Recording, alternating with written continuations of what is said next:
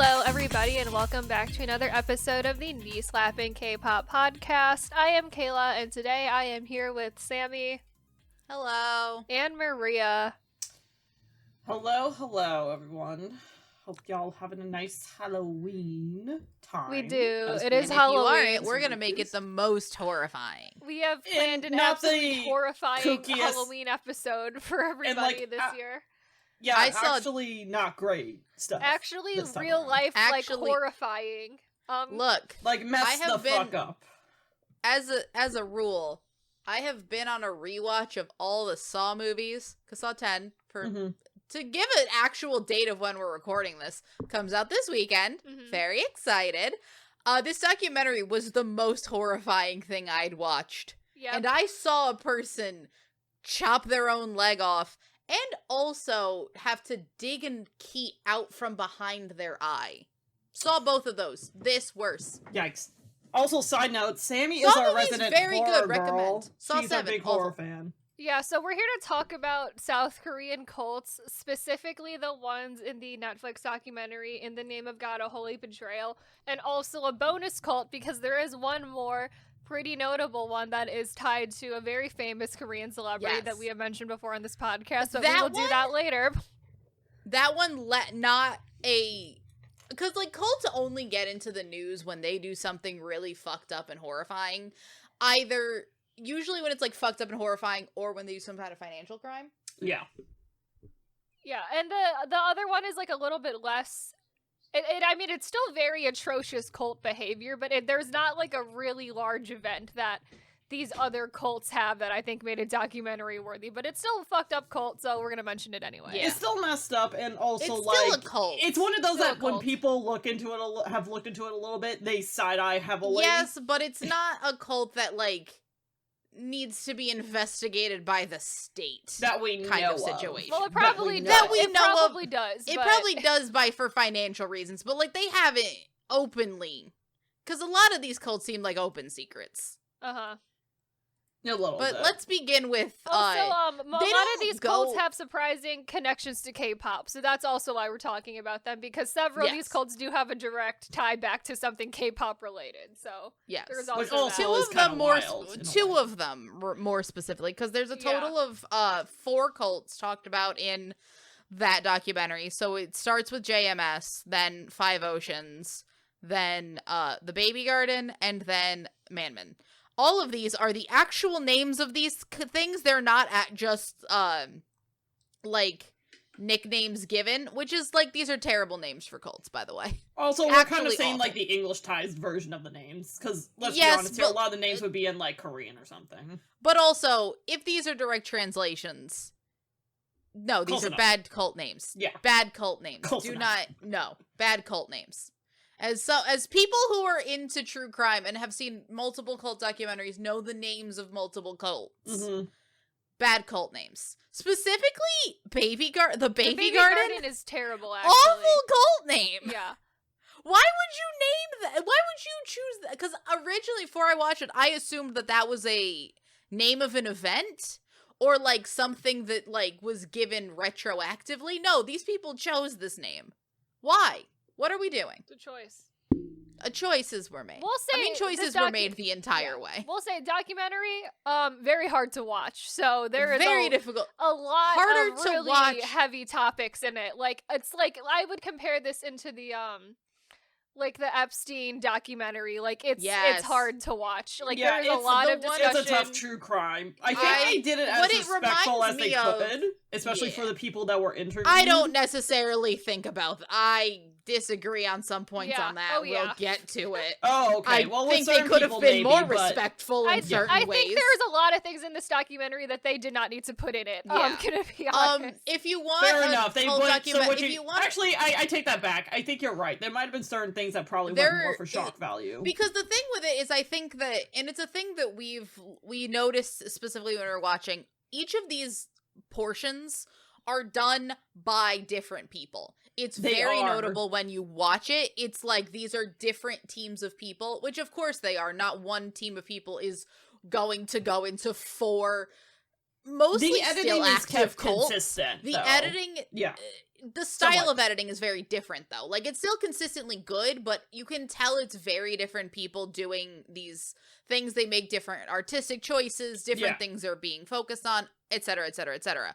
So, like, I think that the level of I don't want to talk about the whole thing cohesively, because they are different that's a good people. point. Yeah, because they definitely. I think that some were more respectful than others. Yes. I think the one I specifically hold issue with, and we're gonna get to it, is some choices they made in that JMS. The JMS one feels documentary. The worst. I feel were a little bit. Yeah, iffy, I agree. Honestly, but, I agree. Looking back, if you want like a American documentary, I think Keep Sweet, Pray and Obey is similar in that way. I like that one a lot, and like that's sort of I think that like weird branches of Mormonism and that style of American conservatism is sort of what similar a lot to these, but that's separate. So I guess we should start with for the first one. First one at the beginning. JMS. The first 3 episodes of the documentary, and the longest one is JMS. And that's like the one that when this documentary was coming out, that's the one that people focus on. I think probably because it comes first. And like when I first went into it, I think it's because the figurehead might have been quite well known in Korea. Them. Well, also, I think also because of a celebrity also got tied into it. So I think that was also a big part of that, why it got more But for the attention. most part, I think the involvement of other cults kind of got, like, downplayed, and, like, you didn't hear as much about them because all of the attention went on to the first couple episodes, and it was all just JM. And JMS, to be honest, the footage that they have of JMS...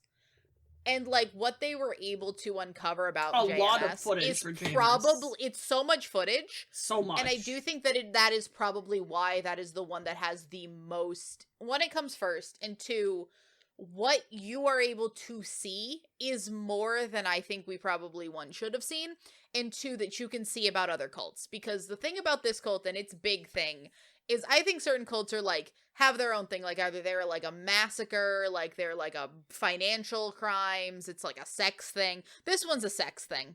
It has other things going on, like there's like kidnapping, there's like intimidation, there's financial aspects, there's all these other things. But the main thing about this cult is that it was a weird sex thing. Yeah. Because of course it was. And then I feel like a lot of the big determining factors on here for all these cults, and this is also just like a good thing to note, is that if your cult leader claims themselves to be God, and it's not like there is a God, it is I am God. I am God. That's when I think the red flags you should start seeing. No. It is one of those, if blank, then blank. Yeah. If you, not all cults have a leader that says they're a god, but if you have a leader that says they are God, then you're in a cult. Yeah. That or implies the that they're like for a very higher power compared to other people. No, they all go for God, man. They all say that they're God. True, but all still some could definitely imply God. that they're a higher power or just somehow more important than your average all of person. Them end up saying that they're God at some point. No, they all devolve into I am God. I think Mannon said he was God. JMS says he's Baby God. Baby Garden lady says she was God. Yeah. All of them. I don't know about the Ocean Gate one, but that one was such a weird offshoot that like is very different than every other. Very different, and also, to be honest, I think that one was maybe like the weirdest.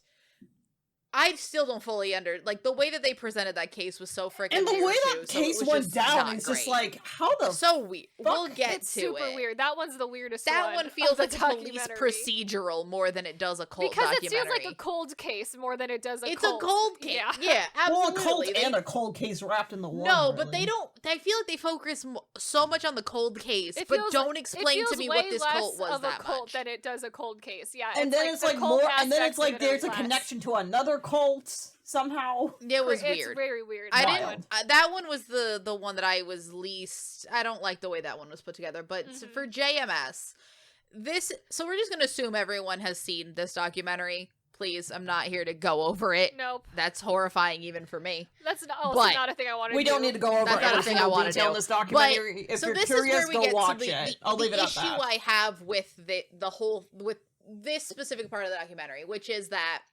So in the beginning, they are able to get these tapes that this terrible cult leader, awful man, all of these things, made the female, young, attractive female members of his cult, because they're always young, attractive female members of a cult, make for him. They're all very sexual in nature. They're all very... So in the beginning, they show it to you, and that's how sort of they, like, establish, you know, it's foreshadowing. They establish a pattern, all this other stuff, and they blur everything. You know they're naked, but it's blurred.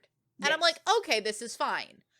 Then from I think, I don't know, maybe 10 minutes in, nothing's blurred. No. They'll show, other than the faces of these women, they show you videos, and they're just naked. It is just dozens make of sense women. why they It like is full uncensored photos. the rest It of the is body everything. after time. And it's like, sure, we're I blurring can't the tell faces, who this but is. like we don't need to see this. Like I don't and there's no reason that we that needed in to most be there. cult documentaries, you would not have access to all of these photos and all of these videos of these naked women who were, yeah, sure, they were made willingly by cult members, but still, I don't, like, it should not be on a Netflix documentary so blatantly. But that's also like the fact part that to me that felt too far. and the fact that the cult has these videos, and it also means that they have like revenge porn against all of these women in the cult too.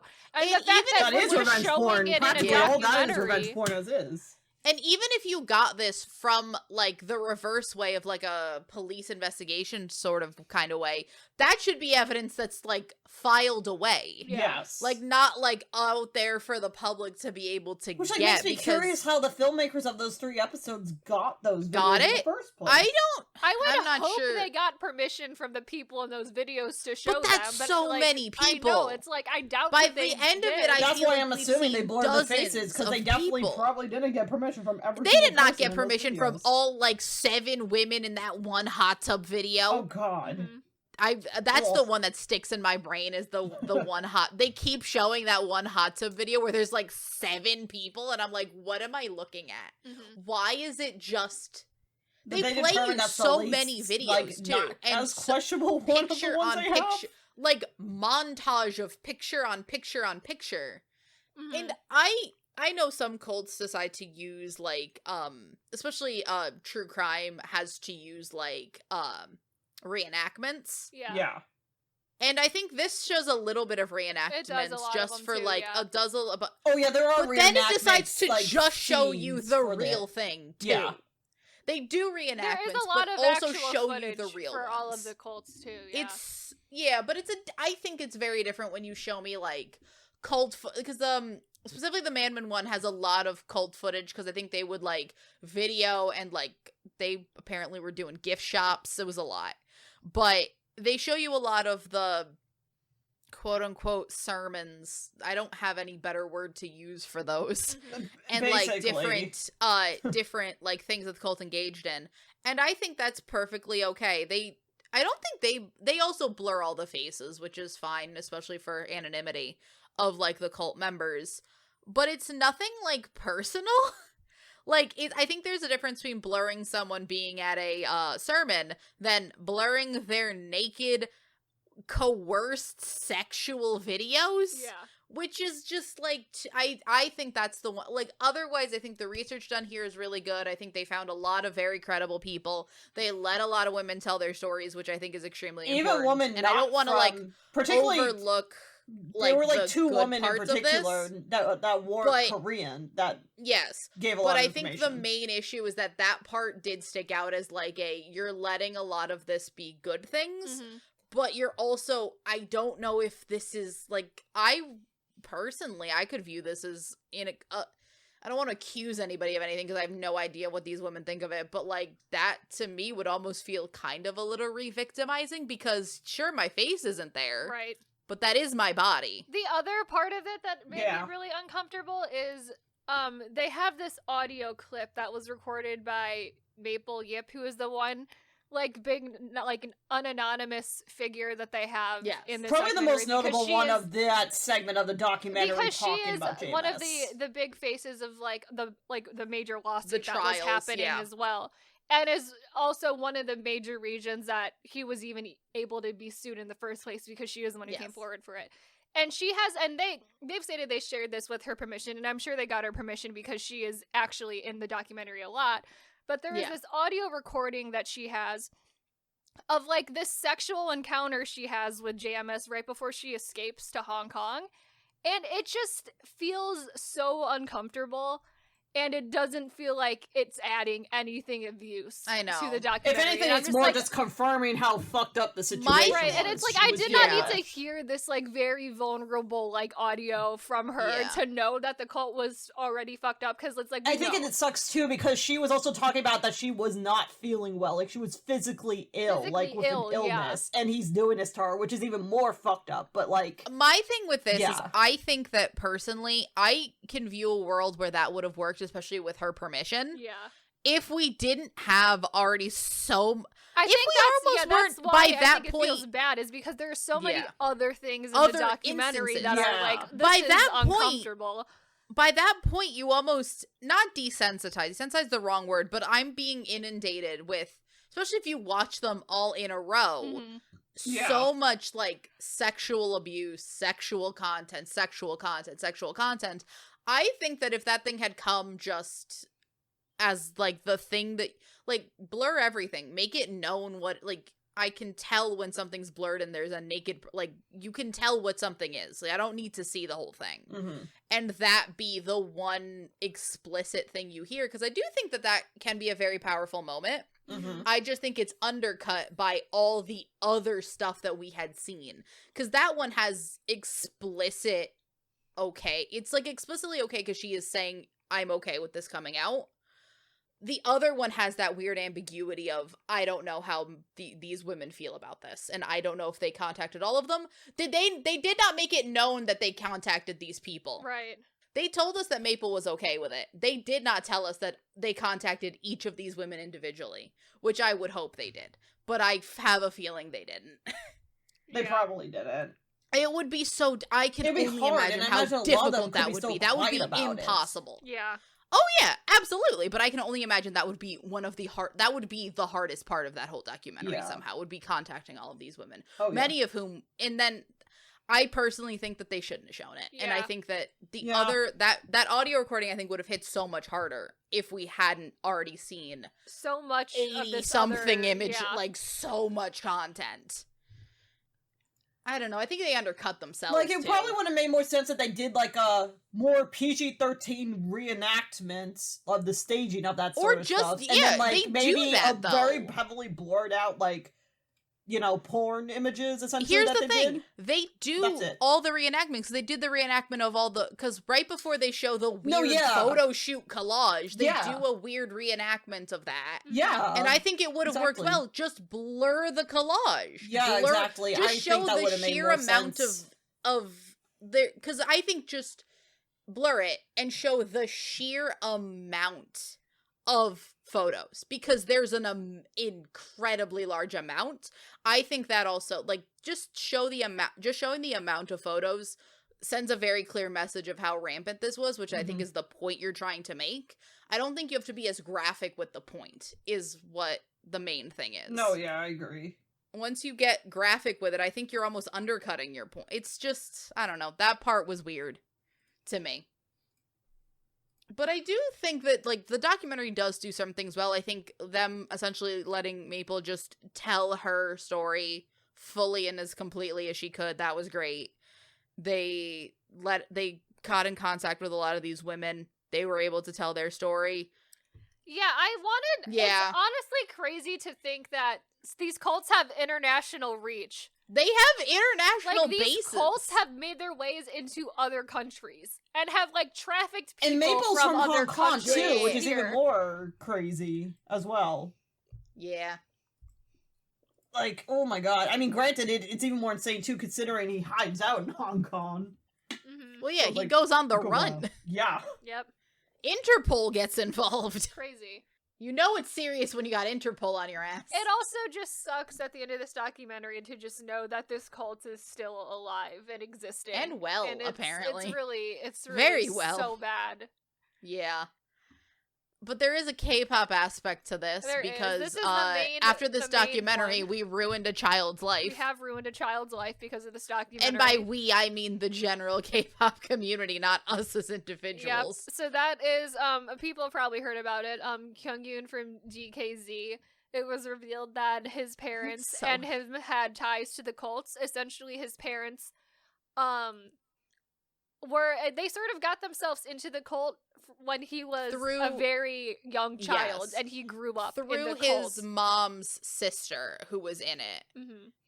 And so he was in it, and apparently it appears like they were sort of tangentially in it, and then he got very sick as a child with what I assume is hydrocephalus, because he's saying there was liquid in my brain, and I'm like, so you had hydrocephalus, right? Because that's all I can think of. And then, my favorite thing is that, he's like, I got better with, surgery, but my mom got super into religion, and I'm like, okay, so it wasn't even like it was a miracle cure. You just got a shunt put in, we're fine, and then your mom got super into religion. And but because all the pastors came and grabbed, all the pastors came and prayed for him, and then he got better, and then the parents were like, yes, we must join this religion because they cured and my thought child. Was like, no, what saved him was that, like, I don't know, hour and a half surgery and with the shunt, not so much the laying of hands. Oh jeez. And I'm just saying, but that honestly speaking, it perfectly tracks for how people get super into religion. There's always a sick kid or a sick parent or a sick somebody. And we do some type of fake healing, and we do some type of fake healing miracle, and like on every them. once in a while, it's like a miracle cure, which is like slightly more understandable. But then every once in a while, it's like then I went to the hospital and was fine, and I'm like, that was medicine. Yep. Yeah. And then not all religion. of a sudden, they're like, yes, we are in this cult for life now, because that's like weirdly that's what these cults do, is they prey on people who are very vulnerable, and a lot of the times that is people who have a sick family member or things like that, and it's very they prey on you for either sex or cash. Yeah. Don't give money to religion. Where is God gonna get this money? Is he gonna take it up? Where's he gonna take it? Don't just start giving your money to cults. I really hate televangelists. Well, a lot of people I do too. Don't even get me started. A lot of people believe that they need to get rid of their worldly possessions in order to get into but heaven, also, which is, I think, what a there's lot of the people televangelist line of laying. What is it? Growing your garden. It was something. It was something. There's a specific line of like you like lay the foundation with cash, obviously. And then if you pay more money, then God will give you more benefits. And I'm like, that's not how God works. Nope. Stop giving these grifters money. God, if anything, told They're you grifters. to give out the selflessness of yourself and to help out others around you.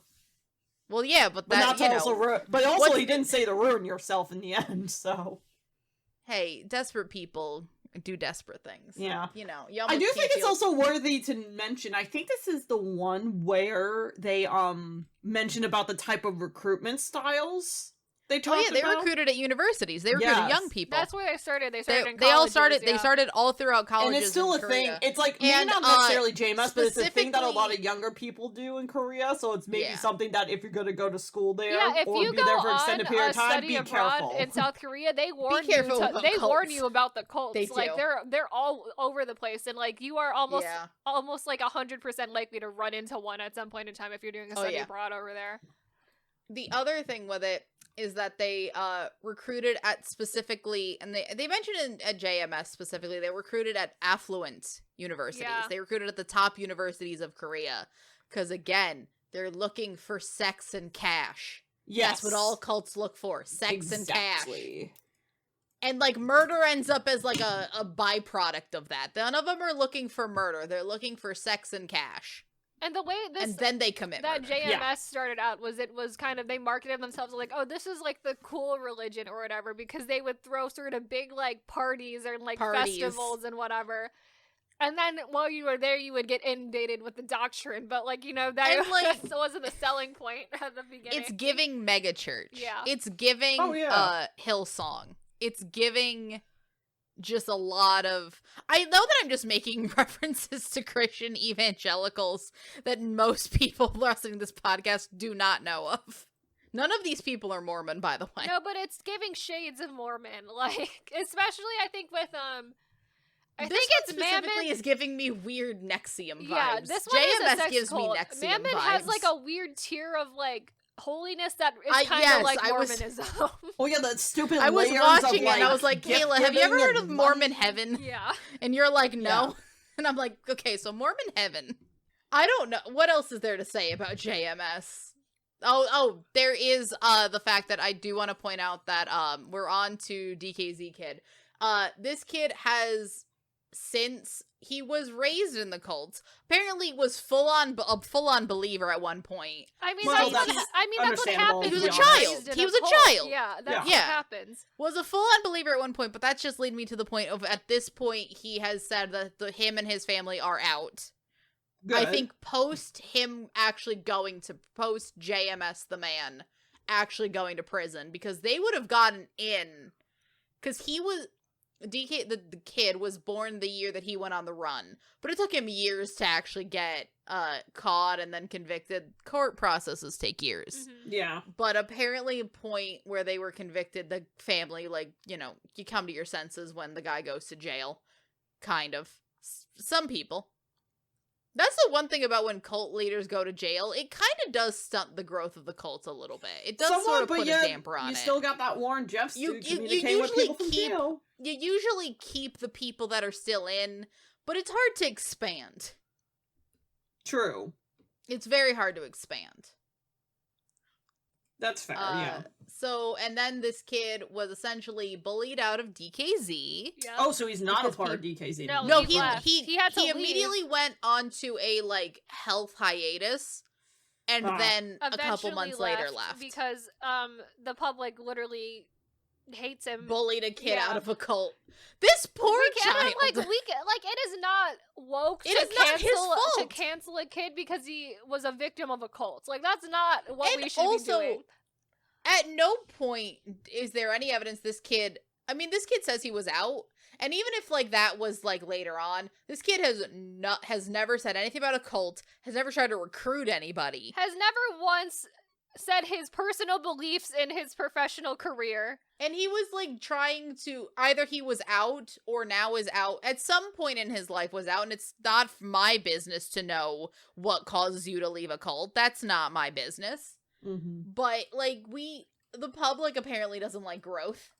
And this is, like, a point I wanted to make, because also with him and also with the girl in the documentary, Maple, is a lot of people also don't like her because she ended up as sort of, like, a higher up in the cult who a lot of people think was, like, very much, like, she wasn't, what is the word? She's, like, enabling a lot of the actions of the cult because she acted as, like, a translator for JMS. Yes, for the she almost, Australian, like, New Zealand chick in a way helped recruit others. Yeah, so she was kind of in a way like a little, like, kind of a recruiter.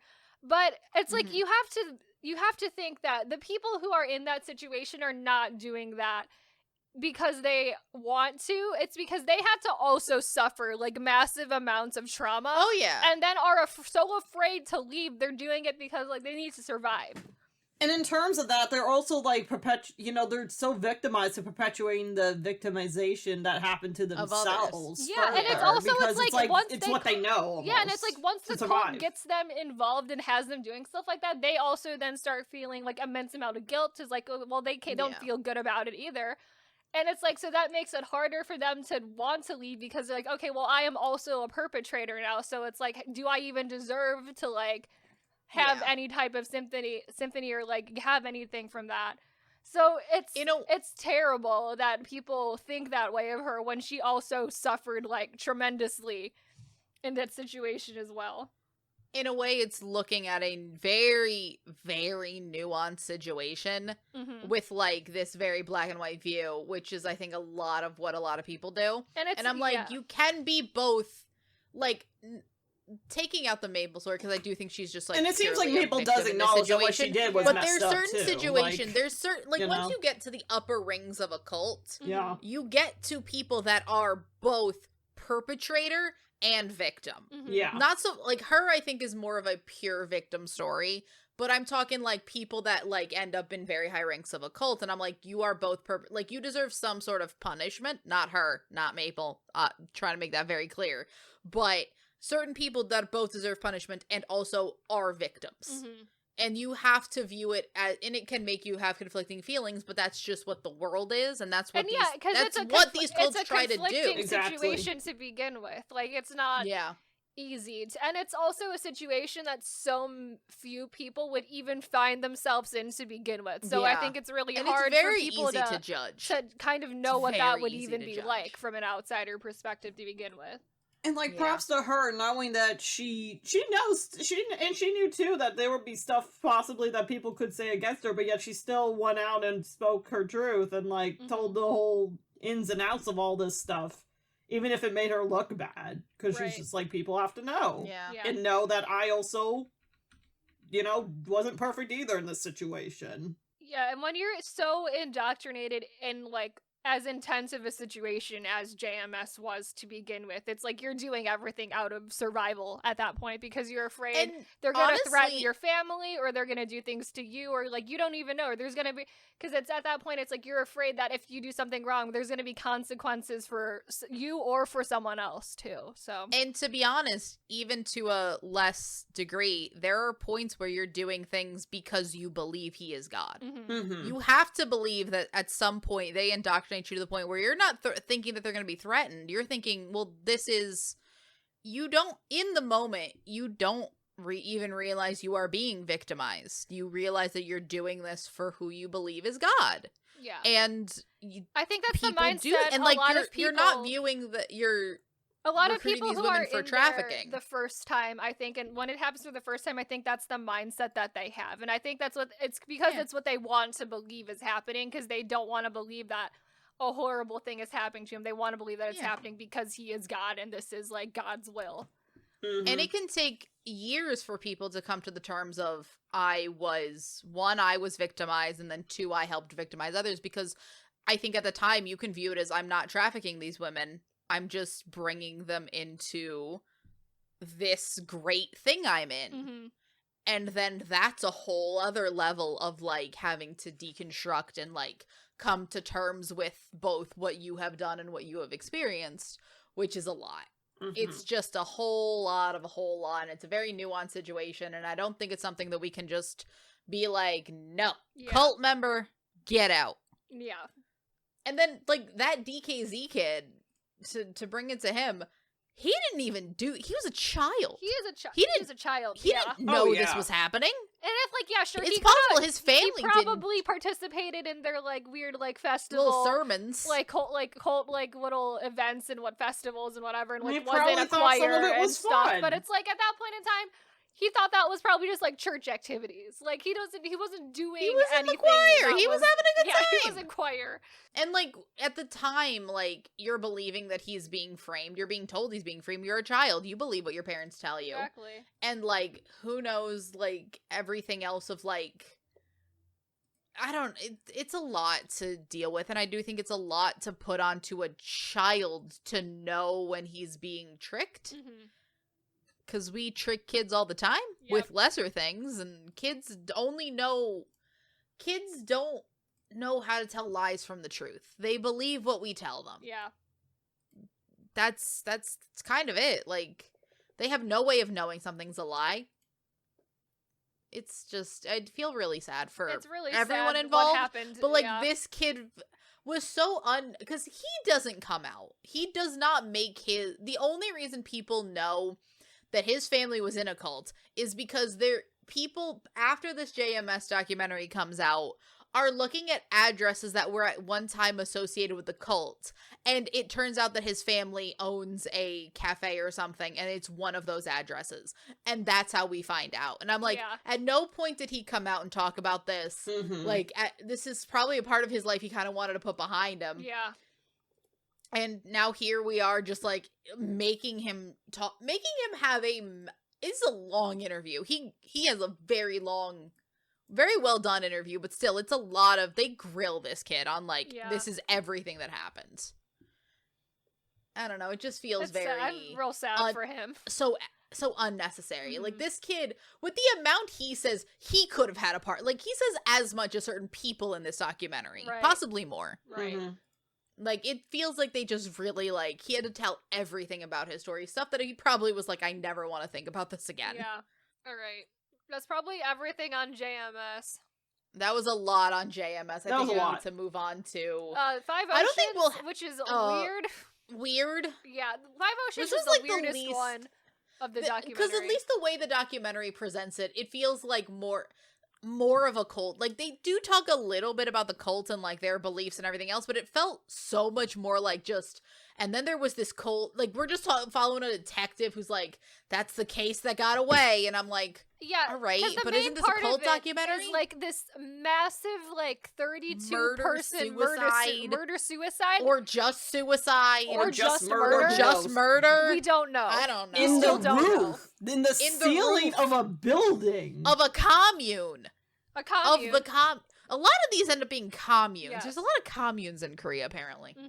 But I don't know. It just felt very like. And then they show us, like, crime scene photos. Luckily, we don't get less of that. This one more respectful about not showing us dead bodies. I don't know if maybe it's you can't show dead bodies on Netflix. Bodies, let's be honest. Or here. can you? There is, but it's like less so than just here's the naked women. Ha! Jazz hands. Really?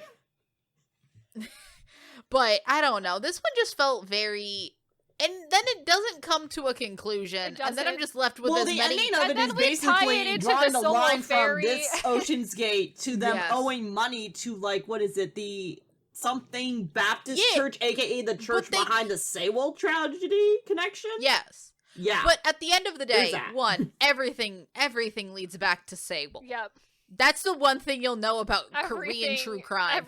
Everything leads back to Somehow Sewol. everything goes back to Sewol. Everything. Is a circle. That was apparently everything is a circle. We're at an Ouroboros. The snake is eating its own tail. True crime. It all goes back to Sewol. I'm pretty sure you guys mentioned about the female president. Her dad was actually one of the dictators in Korea at that back in the day. Oh yeah. So when did we mention the female I don't know if you guys mentioned that, but her dad is the reason Not of here. some shitty policies back in the day. So when did we talked about Girls' Day female president and at some reason. At some and then point, we got into that like a very 2 corrupt weeks president. ago. Yeah. All right, but for this it just felt very. I don't know. I felt like I had as many questions and as many answers at the end that I did at the beginning. So thank you, documentary. Lovely. That was mainly 45 because minutes of my life. I guess they weren't able to confirm they can't about prove who anything. killed It's the a guys. cold case. The only thing the only clue that we identified was this, like, pieced together note that this guy had found, which still is very vague and does not provide an answer. It just provides the reasoning that maybe it was a murder, entirely a murder. Like, who knows? And you know, at the end of the day, weirdly, somehow all of this weird conspiracy shit makes me more think it was just a murder-suicide. Yeah, I don't know. I'm like, once you have to get into, like, 15-person conspiracies, I'm like, are we really doing this? That one's very weird. It's also the only one that is only one episode in the documentary, so we don't get as much of it, because there is not as much. It was 70 minutes, though, to be fair. Because also there wasn't. But the other thing is, I don't think that they had material for more, because what you're presenting me is, here is what happened, here's about, like, 15 minutes of what this cult actually was, and then here's a conspiracy theory. And I'm like, okay, I'm kind of done with this now. It's like the only other thing I noticed that was, like, a lot of money laundering, probably, and also, like I guess they babysat children. Sex or cash. They babysat the people's children who they conned to work for them, I guess? I don't know. Yes. Something like that. It's very weird. It's like the baby garden is like a different, worse version of this weird commune situation.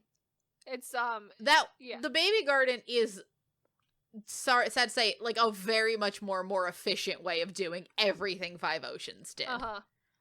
Very much more efficient. And with also, the money laundering and the child because issues. they're just like, this child behaved naughty, we shall tie him up and kill him by hitting him.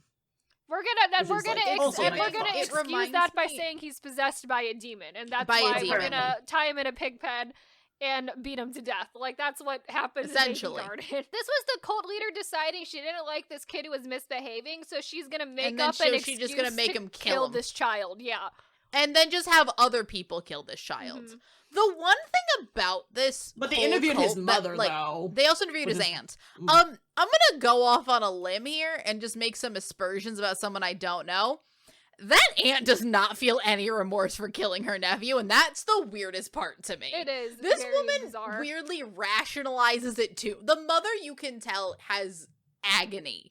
The mother is so upset about what happened to her child. She feels so much remorse. Of course she is, because she's just and that is the reasonable thing. But the aunt is just like, well, the cult leader made me do it. And I'm like, ma'am, you killed him. Like, you physically killed him. Some regret. Like, that was not your nephew. Not the armchair psychoanalyze, but I will probably do that right now. That woman felt I feel like there's almost this. like some mental, like, emotional disconnect from that she's doing. Still, I know you have to put mental disconnect, but at that point, why go on to a documentary about your nephew then? Fair point. If you have thus proceeded to either, take it out of your life. I'm just saying that woman felt like she was too okay with having killed her nephew. Mm-hmm. A little too okay with it. Because the main thing of the baby garden is, number one, it was a commune of people. It was another commune. Another commune. Also, another financial commune. Weird sex things happening at the commune as well. Weird sex things. Financial commune, because it's one of those, you make money and then all money goes to cult leader and then you have nothing. Like those, give your possessions. Yes. Also, main leader lady, very obsessed with also dressing in old, like, Chosun. She looked like she was having a very bad quinceañera. I said this to Kayla when I was watching it. I'm like, why does this woman dress like she's at her very weird quinceañera? I mean, it's like old, giving Chosun, like... It was quinceañera. It's like 90s quinceañera. Yeah. With the 80s, 90s big-ass glasses, so it takes you out of it. Like... 90s quinceañera. And also, giving 90s the reason why this cult is named the Baby Garden is because the woman in charge of this commune claimed herself to be like a baby and free of sin and, like, of a higher, like, moral standing than everyone else, and then eventually I think goes on to claim she is God or a messiah or some type of situation. They all claim they're God. It was a lot. The other person that gets murdered in this is just this then they randomly add this other murder that they did. This poor woman who one of this cult one's sons has a crush on and likes.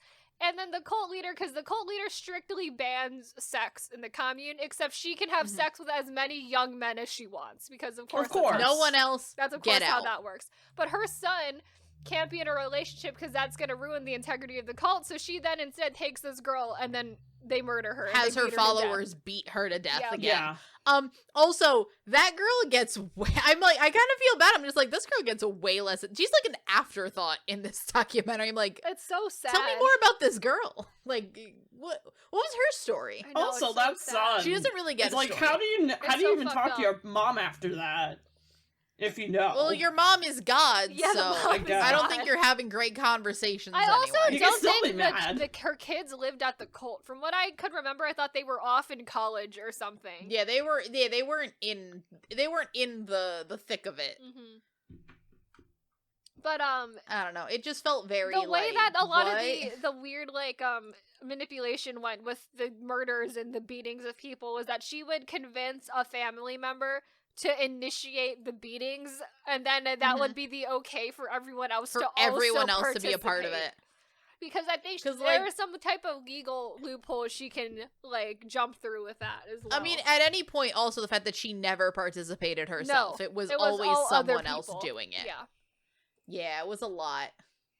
Also, the Baby Garden, still a functioning cult, which is really, really sad and unfortunate. Out of all of these, very upset that this is still around and functioning. I forget, is she still alive or no? Yes. She's still alive, yes. Oh. She tried to sue the documentary, for putting it out. Everyone tried to sue the documentary except Five Oceans, and they're all dead. Five Oceans isn't really... Well, because they can't, because they're all dead. Exactly, they're all dead. But yeah, everyone else sued the documentary, and they're like, everyone else sued, and none of them got anything because I remember Manmin tried to get 5 million won or something for every day that the documentary was out, and then it just got thrown out because they're like, what legal ground do you have? No grounds for that at all. They have no grounds for this. So if you're gonna claim defamation, then go ahead and argue all the video and audio evidence they have on you. Also, another fun thing about the Baby Garden is the founder of the Baby Garden also owns Sonara Records, which is a very large K-pop album distribution company. So they made a lot of money in like the 80s and 90s because that's when physical album sales were like more popular. But the also, highest thing. Just as a thing to know for anyone, if you ever want to buy anything from there, maybe don't, because it's owned by a cult. Yeah, it's like, I think they're just like a store essentially, but but you can buy a very wide range of K-pop albums on there. So if that was a place you bought albums, maybe reconsider that. Because I do think a lot of, especially, I mean, I don't look into album distribution that often, but whenever you see it, it's never from them. So shall we go on to the last one? Yep. So now we have the Church of Manmin.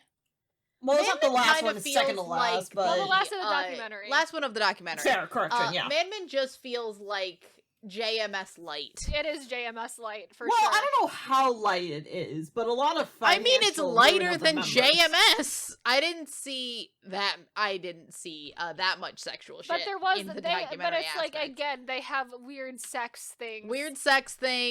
Weird financial crimes. These people were out here giving millions of wine. We have a leader who says he's God, and money. he performs healing miracles that are very clearly fake. They have almost what Kayla and I both agreed it kind of felt like Shen Yuan was Shen Yun. Yeah, it felt very Shen Yun. Yeah. A thing I have very conflicting a thing that Shen Yun, something that makes me defend the Chinese government. It's crazy. Oh, it's crazy. Shen Yun is insane. If anyone didn't know that was a cult, do not go to Shen Yun. Shen Yun is a cult. Run by Shen a cult. Yun's tied to the Shen Yun is a cult. Falun Do Gong. not go to Shen Yun shows. And also Falun Gong, I think they run Falun Gong times, is a cult. So... Yes.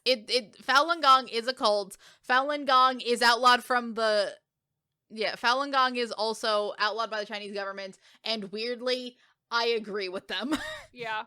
For the first time ever, I'm like, you know what? Maybe they should be outlawed. Maybe you're right.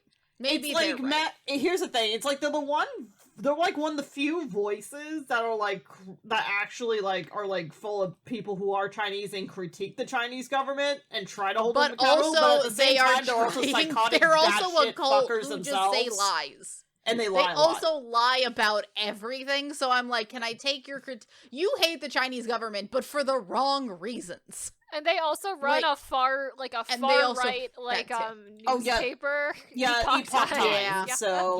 So like, while at the same time they're talking against the Chinese government, maybe they should be outlawed.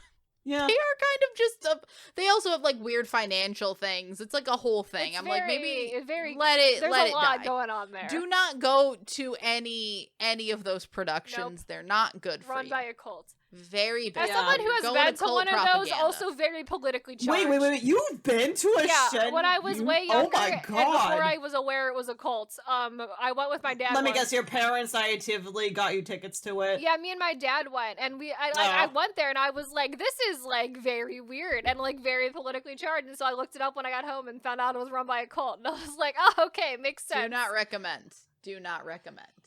But yes, so Manmin has weird, almost the same similar vibes, because they have a lot of sermon coverage. Manmin is also very international as well. I feel like they're more international than JMS is in a way, because it's weird. They got like a weirdly international reach. Yeah. I mean, are they more international than like the Moonies? The ones who are like obsessed with the guns? The Moonies are here's the thing with the Moonies. The Moonies are more American in America than they are in Korea now, especially. They're almost America based. So that's not shocking. They're also very pro-gun. Well, that's probably they're why. Also very. They are. It's just that one is a whole other thing. You want crazy. Look at the Moonies. Yeah, those guys are wackadoos, but they're not covered in this documentary. No. So that would be if they included them, it would just be a weird left turn because you would be in America. Yeah, it would not be the same. And also that thing would need so much coverage. Yeah. But like, the weird relation that Manmin has to K-pop is that this is also not a thing that is confirmed, like the DKZ situation, is that these are all rumors. It's a rumor that supposedly Elast Entertainment Company is funded by this church. Essentially, their TV show PD Note did a whole episode on the Manmin Central Church, and it pointed out in the documentary that they sponsor an entertainment agency that was home to a K-pop boy group, and they alleged that several employees and some of the members of the boy group are members of the actual church, and they didn't clarify which group or agency it was, but supposedly people found out that it was supposedly Elast and E-Entertainment, which is their company, and so the evidence in this case is supposedly based on the fact that E-Entertainment's actual owner is a woman in her early 20s named Lee. And it's believed that Lee is a VIP follower of Manmin Central Church and was raised like a daughter by some of the pastors. And like that's literally the only evidence that is possibly connecting them. So like who knows if that's true or not. E-Entertainment did deny them, which they're like, this is not it. Like they said they gave a very vague statement, which is also a little bit suspicious, that said that the agency formed an investment contract with other sponsors. So like who knows what that means. But they did deny it publicly. But also the evidence is not very strong either. So like who knows if that's actually true or not.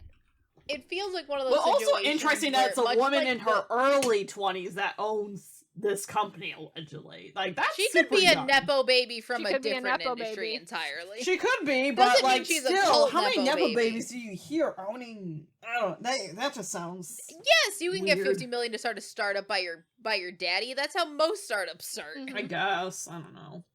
It feels very like this is. It feels very. All the evidence feels very speculative. Yeah, it's this very feels like we have even less. What are we talking? Like evidence than we do for the JYP one. Yeah. Like it just feels very. I don't know. Like I don't know what to make of that, but that was it's alleged, and that's all we can really say. That's all we got. Also, I want to talk about the absolutely insane just storming of the NBC building. We almost skipped. We almost skipped over that. Wait, the Moomin said that, right? Manmin, yeah, Manmin, yeah. They were. So NBC was running an episode, a documentary on the church that was going to expose a lot of the weird false healing stuff that was going on. I don't even know if I think this might have been before the weird like sex things about it came out. I think it was specifically about the weird fake healing stuff. And this man gives a church sermon, and he's just like, "Yeah, NBC Entertainment's gonna take us down. Everyone, get on these buses. We're going to the headquarters. We're going there." And so they just like they just went on the air.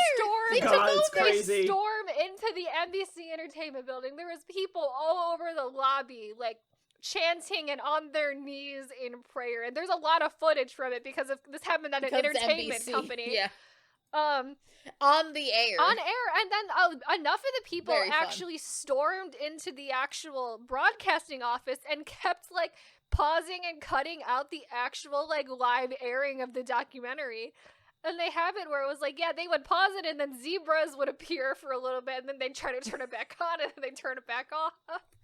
It was like an entire ordeal. It's actually the whole crazy. Thing. The fact that there's so much footage for it, I think, really adds to like the fact that there's so much footage for that cult in general. Yeah, because this man records all of his like sermons, everything. So there's a lot of footage of that church. It was also giving big mega church. Oh, that was my immediate thought. I was like, hey, this is like a mega church, like 100%. Like I am seeing a mega church right now. All right, is it time for our? So these are the more extreme. Time for a little bonus cult. Bonus cult. Yes. Bonus a cult that's like, I wouldn't say normal, but like not one of these. Yeah, that's all that we know of. It's not as gross as these other ones, although it's still pretty gross. Yeah. So this is the Jesus-centered church. Which Again, is terrible church and yes, name. it is called the Jesus Centers Church, which when you church name. When you don't even have to think about it too much, you're just like, why the fuck would a church call it that? Mm-hmm. Christianity centered on Jesus as is, and it's like, you're fucking right. I mean, let's be honest, you think a lot of cults, they aren't Jesus centered. Nope. No, a lot of cults are, but like Christianity in general definitely has a Jesus focus. Jesus-centered kind of like how Islam has a focus on, you know, Muhammad. That's the thing. A lot of Christianity doesn't, though, because a lot of it's full of cults, and all of them apparently don't know who Jesus is. No. They just have, like, reincarnations of God, who is the leader of the cult. Yeah. A lot of the time. The Jesus-centered church we're talking about because actor Park Bo-gum, famously a member of this church, and also refuses to admit that it's a cult. And still an active member. I mean, in a weird way. I mean, he doesn't know it's a cult. He doesn't know. He grew up in this cult from a child. He doesn't think it's the cult leader gave him his name. He's in denial that it's a cult. He has been brainwashed his entire life. He's brainwashing. Like, he doesn't think. He doesn't know. It's just upsetting to see it's just upsetting that he's in such a public way, and that he has spoken so publicly about it as well. It's just sad to watch, kind of. And it's like, the weird thing is that looking at his history and his parents' history, I can 100% understand why this family is so into this cult as they are. Yes. Like, everything about this makes 100% sense. You're like, oh, of course they're in the cult. By that point, we're looking at the fact that, like, the cult first things first, the pastor named him. No, but even before that, he was a very sick child. Apparently the parents had, from what I read before, the parents had a very hard time, like, conceiving. Mm-hmm. They were slightly older, too. Right. Like, it was a whole situation, like, to even have a baby. Then you get the baby, and he's a sick baby. Yeah. Like, a very, very sick baby. And then you get one of these miraculous miracles that saves your child. Like, not like normal. Right. Like, miraculous miracle style. And then that cult leader takes such a interest in your child. Yeah. That not only does he save your child, he names your child. Yep. And I'm like, okay, this I understand. It's a very similar situation to the DKZ kids, where it was like his parents had a sick child. Cult leader supposedly and like religious members supposedly helped cure sick child. Now they're in the cult for life. Like, that's exactly what happened with Park Bo-gum as well. Especially when cult leader takes a special interest in your child. Yeah. Oh, 100%. This just makes perfect sense to me. Oh yeah. This is how you get someone. And this is also probably a part of it why he doesn't view it as a cult. It's like, he saved my life. And it's like, well, if that's what you've believed your whole life, that's going to be very hard to deconstruct that out. Yeah. This church is kind of widely considered to be a cult by Koreans as well. It's like they kind of know what it's about. And by other churches in Korea, apparently. In Korea, by the general Korean public, it's considered a cult. Yep. And then it's like, again, they have the weird healing miracles thing, and that's one of the biggest red flags there. Yeah. The other one is that it's very clearly centered on the leader thinking he is God, or at least like God, or a messenger of God, and that's always another one of the red flags, but that's another big part of this cult as well. Yeah, they focus on him a lot, it looks like. And what's it say? Apparently someone beat their kids to death from this cult because they were trying to exorcise the demons. I don't think there's any, as far as we know, like, weird sex things happening with that cult. No. I think once the weird sex things come out is when really the downfall happens. These cults really have. Or, like, major financial crimes. Yeah. Like, it's one or the other. It's one of them, because I think those are the easiest things to charge people for. So, like, one especially of those the financial crimes. Or just a blatant murder. Or murder. Because, like, murder. Someone beating their own kids to death can be attributed to a one-person situation. Yep. Once the entire cult participates in a murder, then you get into whole situations. Mm-hmm. True that.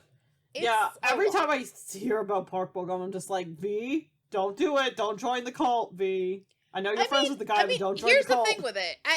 Here's the other thing with it. At no point has he ever successfully, like, not that I'm saying Park Bo-gum is actively trying to recruit anybody, but he hasn't publicly recruited anybody. Publicly recruited a celebrity friend of his. Never publicly recruited a that single we know of. Others. Yeah. But also, like, with how public it is that he goes to this church, he also I feel like he makes a lot of like weird religious statements on his social media too. Not as quite as weird as like Siwana Super Junior, but like weird enough that it makes you think about it. Yeah, vague enough, but once you know, you see him. Yes. But also, I'm just thinking, Park Bo-gum, he will probably die if he ever gets severely ill, because I think this cult doesn't even believe in, like, getting medical treatment, I'm pretty sure. I would believe that, yeah. I would believe that, but I'm not sure how... But he's all... And it's like, I don't know if him being a celebrity would be different. Celebrity would be different. Yeah, if he's too important. I don't know. To what we know of. I mean... Because also, it's similar in vein to Scientology, because John Travolta's wife died of cancer, and then when I read that they don't really do too much medicine stuff, and I'm just like, oh, so you just didn't bring her to treatment. Yeah, but Scientology is barely a religion. I mean, barely, yeah, but that's more of a flat-out cult, but still. That has a weird influence in Hollywood. Too much of an influence. Yep. That was the cult. That's been South Korean all the cults. Not very fun. Pretty bad all around for all of those cults. But yeah. Yes. One, cults. Unfortunately, horrifying. Bring some real life horrifying situations to the podcast. So fun. But anyways, we are available on all major podcasting platforms like Apple Podcasts and Spotify. We also have a YouTube channel where we post all of our episodes along with fun clip videos occasionally as well. And with that, we will see you guys in the next episode. Bye! Bye! Bye-bye!